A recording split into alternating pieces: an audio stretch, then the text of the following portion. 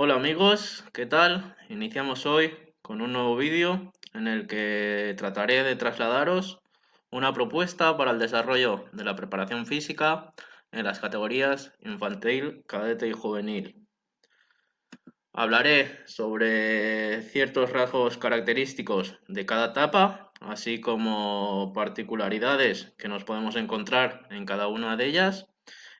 Intentaré dotaros también de ciertos recursos prácticos que podáis llevar en vuestro día a día. Así que vamos con ello. Bien, pues vamos allá con el desarrollo de cada una de las categorías y empezaremos con la categoría infantil. Lo primero que debemos de tener en cuenta, y seguramente lo más importante, es que quizás en esta categoría se produzcan las mayores diferencias en cuanto a la maduración del futbolista, ya que es una categoría que se corresponde con esa etapa del inicio de la pubertad, lo que va a provocar que nos encontremos en bastantes ocasiones con esas diferencias entre esos jugadores de maduración temprana y los jugadores de maduración más tardía. Como vemos en la parte derecha de la imagen, dividimos el trabajo en esta categoría en tres grandes bloques. El primero de ellos es tanto las progresiones como las regresiones en pliometría. Es que, como bien hemos dicho anteriormente, existirá ciertos futbolistas de maduración tardía y algunos de ellos de una maduración más temprana que encima se desarrollarán muy rápido, ¿vale? Nos podemos encontrar con esos futbolistas que pegan el estilo muy rápido y cuyo crecimiento provoca una torpeza motora muy notable. Por lo tanto, en estos futbolistas de maduración temprana que desarrollan muy rápido, tanto muscularmente como a nivel óseo, debemos de ir muy en cuidado con todos esos ejercicios de pliometría que impliquen una gran coordinación tanto a nivel muscular como a nivel de recepción de golpes y saltos. Es por ello que en muchas ocasiones deberemos limitar este trabajo de pliometría o facilitar los saltos según ese estado de maduración y nivel de coordinación del futbolista. Lo ideal sería iniciar con aquellos futbolistas en los que encontremos niveles de coordinación muy bajos, una serie de trabajos en cuanto a patrones de triple flexión y de triple extensión y control corporal, con tal de establecer unas bases que nos den seguridad a la hora de progresar en estos ejercicios de pliometría. Del mismo modo, el segundo de los bloques corresponde también a una iniciación hacia movimientos específicos. Muchas veces nos obcecamos en trabajar ya directamente sobre movimientos específicos cuando el jugador no tiene un control sobre los movimientos básicos de, de la motricidad, lo que le dificultarán pasar a movimientos específicos del deporte de una manera correcta y segura. ¿Y cuáles son esa serie de movimientos básicos que nos darán una mayor seguridad a la hora de pasar a movimientos específicos? Bien, los dividimos en squat y lunge, que nos facilitarán esos patrones de triple flexión y triple extensión que se suelen dar tanto en los saltos y caídas como en las deceleraciones. Por otra parte, está el hip hinge o bisagra de cadera que se produce durante los pesos muertos, que también nos facilitarán estos movimientos más específicos. Y por último, la tracción y el empuje de miembro superior, que nos facilitarán movimientos específicos más relacionados con la lucha con el oponente y la protección del balón en situaciones de lucha, cabeceo o cualquier otra situación de lucha por posesión del balón que se pueda dar durante el partido. Por último, el último bloque en esta categoría infantil está orientado a aquel trabajo relacionado con la resistencia. Debemos de tener en cuenta que existirá una serie de diferencias tanto en la maduración del sistema metabólico como en la maduración del sistema cardiorrespiratorio. En este caso, los futbolistas de maduración más tardía tendrán muchos problemas a la hora de llevar a cabo esfuerzos que requieran de una mayor participación del metabolismo anaeróbico, ya que gran parte de su rendimiento lo abonarán a ese sistema aeróbico, ya que el sistema anaeróbico no estará del todo madurado. Por lo tanto, se recomienda la utilización de ejercicios submáximos que no impliquen de una gran forma ese metabolismo anaeróbico, ya que a pesar de que los futbolistas de esta edad podían recuperarse mejor de los esfuerzos que los futbolistas de mayor edad, eh, también es verdad que podría ser un tipo de trabajo más incómodo para ellos. Y para programar este tipo de trabajos nos encomendamos a la propuesta de Harrison, quien recomienda trabajos de series de entre 30 segundos y 4 minutos 2 veces por semana, con un volumen total de entre 8 y 28 minutos, con un ratio de trabajo-recuperación de 1:1. Es decir, que si la serie dura 1 minuto, el tiempo de descanso entre series será también de 1 minuto. En segundo lugar, nos encontramos con esta categoría cadete, cuya principal característica posiblemente sea que la gran mayoría de los futbolistas se encuentran ya en un gran estado de maduración y desarrollo. Por lo tanto, a partir de esta consideración, vamos a desarrollar otros 3 bloques de trabajo que estarán relacionados tanto con el entrenamiento de fuerza como con el de resistencia.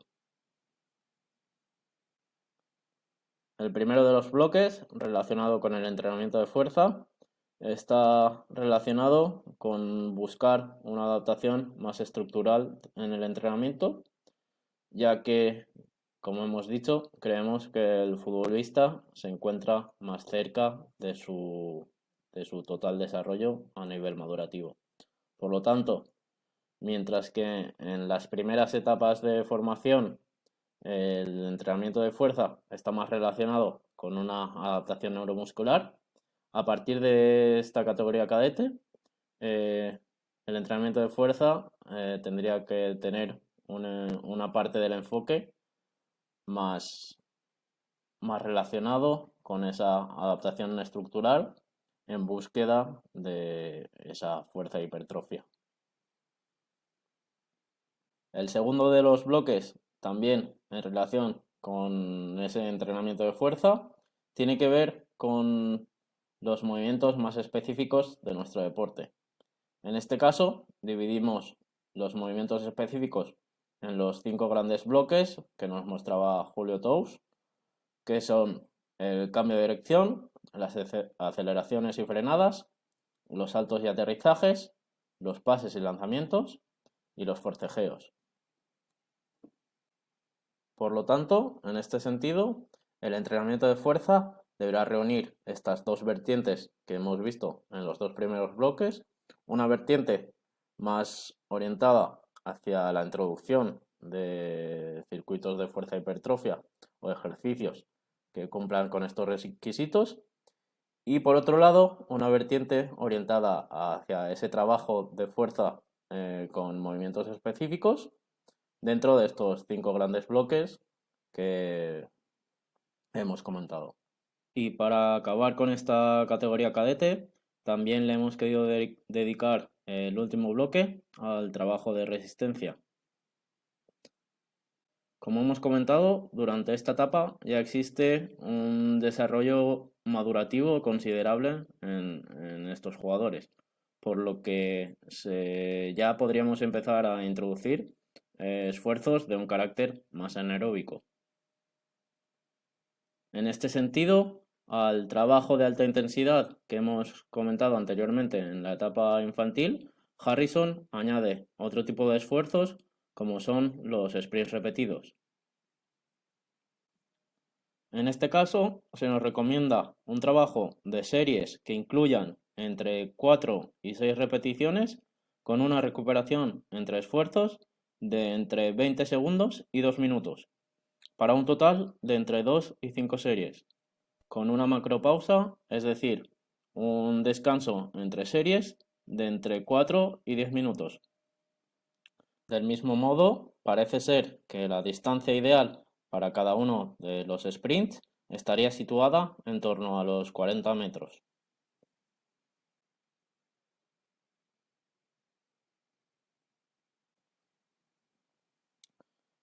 Y antes de pasar a lo que sería la categoría juvenil, quería ver con vosotros una serie de aspectos más prácticos. Empezaremos con 3 vídeos relacionados con ese.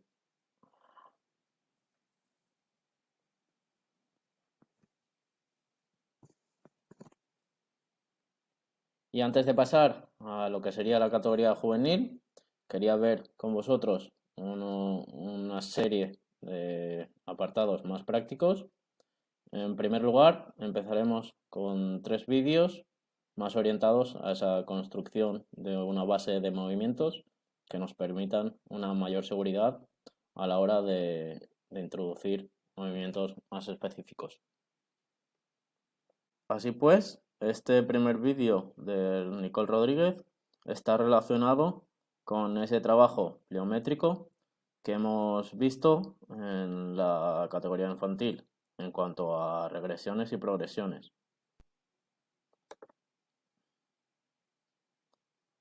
Como podemos observar, aquellos adolescentes con un menor bagaje motriz y mayor descoordinación podrían empezar con una simple sentadilla para ese trabajo de triple flexión, ir progresando hacia trabajos más unipodales y por último progresar hacia ya ejercicios más dinámicos y con secuencias pliométricas tanto de manera frontal como de manera lateral o diagonal. Muy importante esa progresión desde lo bipodal al unipodal, ya que estos últimos movimientos serán los más característicos de nuestro deporte.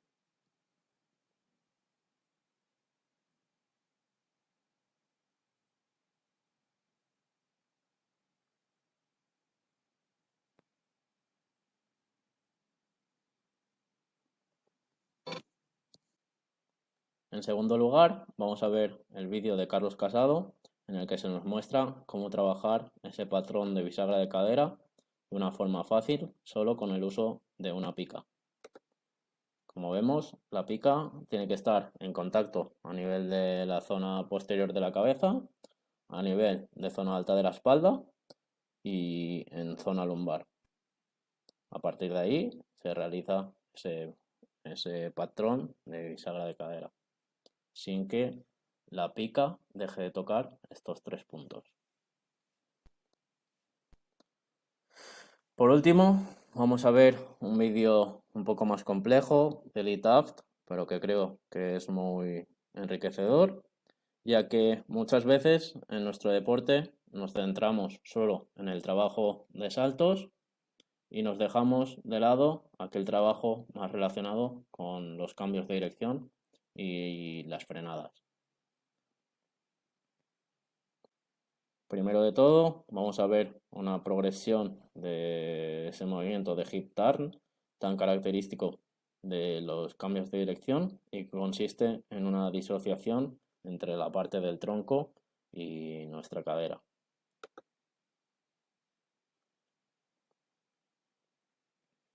Medicine ball, and we hold it in front and we pivot around the ball.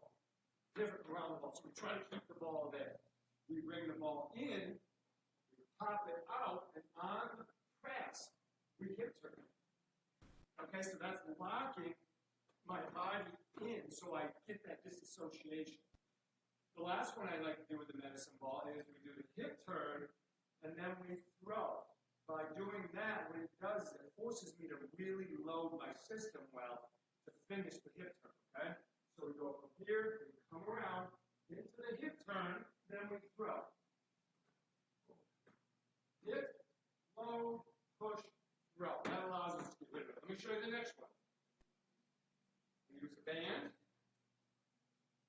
grab on. Now, I'm grabbing over my left arm, closest to you. If I want to lock myself in to turn this way, I hold the band here. It locks me in, and it allows me to get that great stretch. So we'll start out doing quick hips. Then we go with a top off. Then we actually go with a shuffle. And it locks my body in. En segundo lugar, Lee Taft muestra una serie de ejercicios referidos a la progresión en el cambio de dirección, dándole una vital importancia al trabajo sobre esa fuerza de empuje de la pierna exterior durante esta acción.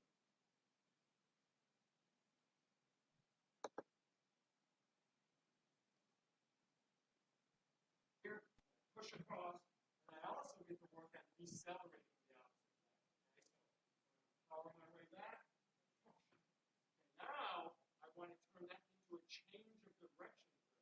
So now I'm going to power myself over, then when I plant my foot, I'm not interested in power anymore, I'm more interested in elasticity. I'm going to plant my foot into the ground, and that's going to immediately redirect my energy back to where I started on this side. Over, plant, and push back.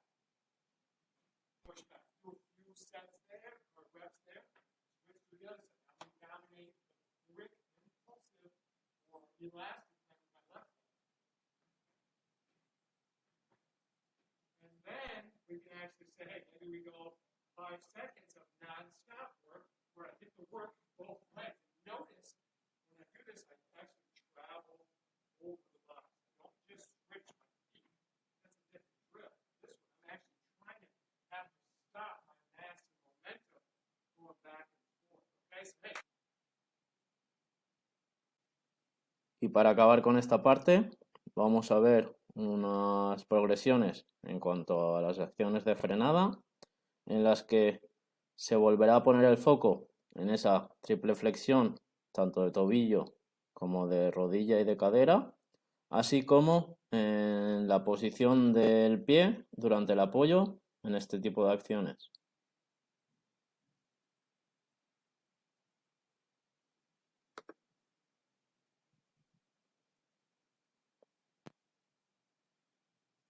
Hey guys, Lee Taft here. Welcome to another speed tip from my garage. We're going to talk about deceleration, but we're going to talk about one particular form of deceleration, and we're going to progress into acceleration with it. So, first one is simply going to be a jump stop, or in tennis, certain sports we call it a split step. Basically, when we split, we land. We see it a lot in basketball, pretty common pattern.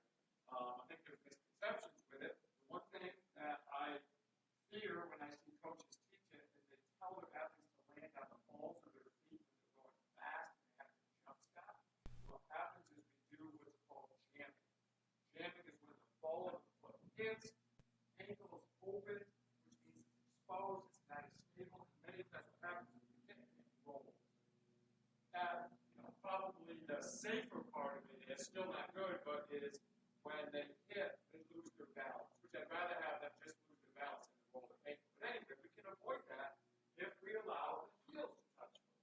The heels touch, very solid surface, and then we kind of roll the ball to the feet where we're much more loaded and ready to go. So let me just show you a quick progression, right? First one, we just start with our athletes taking one little jump, and then we split and we stick, okay? We come out, we jump, gives me a little bit of momentum, handle it, get my heels real solid. We can do it off a faster run, but you don't have to. You can teach them in this level, okay? Now what we do is we progress that to going from a jump stop to an acceleration move. So now you're going to see an actual repositioning from the jump stop with a split stop. Jump stop, we reposition and we take off. Turn around, jump stop, reposition and take off. Notice, let me do one at you. You'll see me reposition. I might do a little bit of a T-step. 2 reasons. Number one, for me, I have a really bad toe. My big toe doesn't move that way. So I get out of it by turning a little bit. But it's common to see this with second thing why this happens is I get more foot contact. We call this a T-step. The foot turns out with the T, and we accelerate pretty well on this. So it looks like this. And then we accelerate, okay? The third one, last one I'm going to show you, is we do a jump stop. We have to go backwards, so we come out of that with a hip turn, okay? So jumps up, hip turn, shuffle back, cross over, or turn and run. Notice I always get on the heels, roll forward, so now I'm loaded. I don't want to stay back here. Load, then I can explode. Again, if we hit the balls of the feet, we lose our balance, we jam, and the worst part is we could roll our ankle. Okay, so hey, try those out. We'll be back with another speed tip from my garage. Y una vez vista esta serie de vídeos relacionados con el movimiento, vamos con este segundo bloque de la parte más práctica, en la que voy a reflejar un poco cómo podría ser la evolución del entrenamiento de fuerza durante estas etapas formativas. Para reflejar esta concepción del entrenamiento de fuerza, me he basado en dos aportaciones, tanto de Jorge González Guedes como la adaptación al fútbol de Marcos Chena, en la que, como vemos, se dividen estos movimientos de fuerza, movimientos básicos o primarios, en 4 familias. Familias de tracciones y empujes de piernas y las familias de empujes y tracciones de brazos.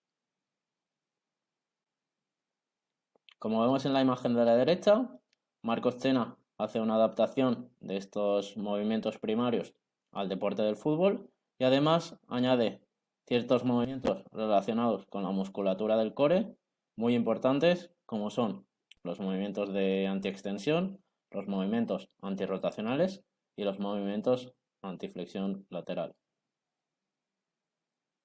Centrándonos más en lo que es el desarrollo de esta rueda, Marcos Chena, vemos como existe 3 ejercicios principales que creo que deberían de ser la base en formación, que son el peso muerto, el squat y el hip thrust.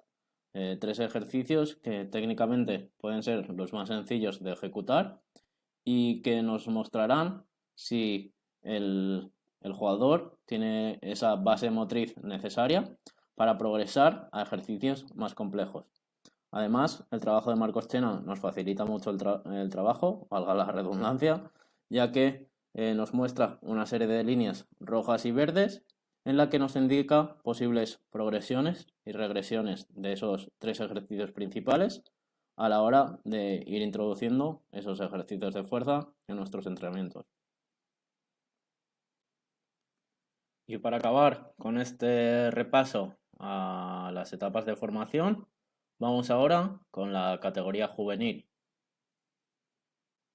En esta categoría, a pesar de haber menos diferencias madurativas, seguramente existe una mayor necesidad de individualización, debido a esa necesidad de especialización en torno a las demandas de la competición, de la posición ocupada en el campo y el modelo de juego establecido por el entrenador.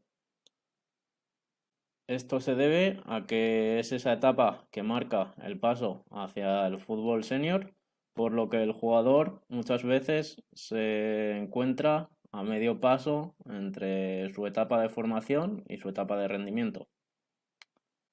Del mismo modo, mi experiencia me dice que al llegar a esta categoría es cuando se empieza a producir un incremento en las lesiones de no contacto, por lo que gana importancia ese entrenamiento coadyuvante que nos ayude a conseguir un menor impacto en este sentido.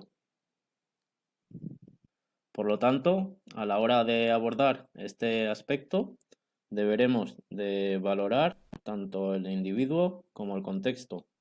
En este sentido, sería importante tener en cuenta tanto el historial lesivo como la edad de entrenamiento, así como las condiciones del terreno de juego sobre el que se va a ejecutar la práctica diaria. Por otro lado, y en relación ya con lo que podrían ser las bases de este entrenamiento coadyuvante, creemos que este tipo de programas deberían sustentarse sobre estos tres pilares que os mostramos en el último bloque.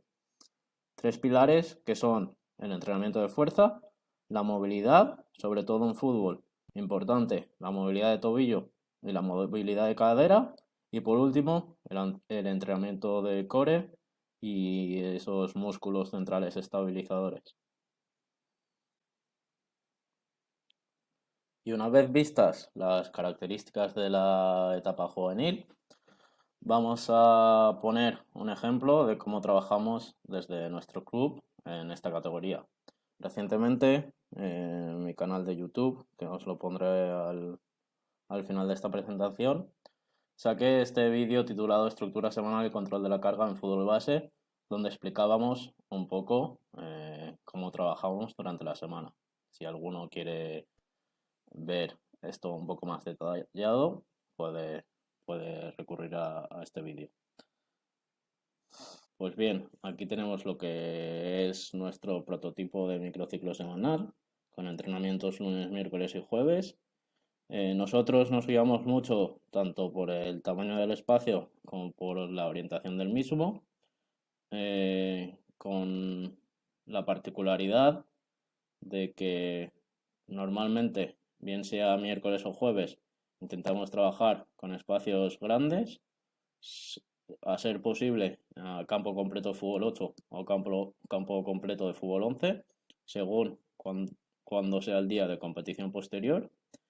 Y el trabajo en espacios reducidos se produce bien miércoles si el partido anterior ha sido domingo, o si el partido anterior ha sido en sábado, intentamos que ese trabajo en espacios reducidos ya se produzca el lunes, ya que de esta forma, tanto miércoles como jueves, tenemos la oportunidad de entrenar en espacios más amplios, que al final es lo que buscamos. También como un pequeño apunte, dentro de esta búsqueda de acciones de alta intensidad en espacios grandes, queremos especificar que en los entrenamientos del jueves añadimos acciones más o menos controladas según si el partido posterior se compite en sábado o en domingo. En el caso de que juguemos sábado, el jueves buscamos acciones de un tipo más controlado, y estas acciones de velocidad las introducimos normalmente con acciones de finalización con las que tenemos la oportunidad de controlar un poco más este tipo de esfuerzos. En cambio, si el siguiente partido, el partido posterior, se juega en domingo, intentamos introducir tareas a campo completo de fútbol 11, lo que provoca que no tengamos tanto control sobre las acciones que se van a producir, pero estas acciones son más reales y más similares a este contexto competitivo. Y esto es todo por ahora. Seguid atentos porque seguiremos tratando el tema de la preparación física en el fútbol formativo, y podéis contactarme si tenéis alguna sugerencia al respecto. Un saludo.